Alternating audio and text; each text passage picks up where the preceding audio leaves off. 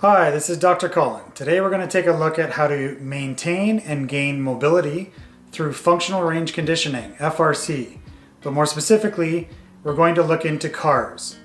Not these CARS, but these ones. Controlled articular rotations. A controlled articular rotation is defined as an expression of what a joint is capable of doing. There's a term in the literature right now called workspace that researchers are using to define the health of a joint. If we were looking at a shoulder and we had a pen in our hand, the workspace would be how big of a circle we can draw with that pen. And that's the workspace of your shoulder. Now, when you're looking at the workspace and if you see little jogs in that motion, or if you see someone that can barely draw a circle at all, now we know that the motion in that joint is not normal. Now, the first thing we look into when we notice someone has an abnormal workspace or an abnormal CARS is whether or not that joint has a restriction in the capsule. Now, if we look at the anatomy of a joint and two bones coming together with a capsule that surrounds it, if that capsule shrinks or tightens around the joint, now all of a sudden those two bones don't have enough room to move relative to one another.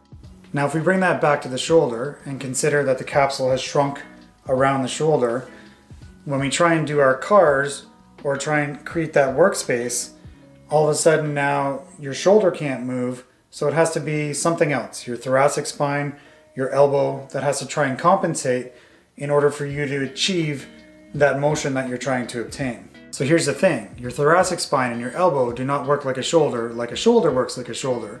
And you cannot train through a capsular injury because you'll still be compensating for your movement or your lack of movement. For instance, a shoulder press is not a shoulder joint exercise.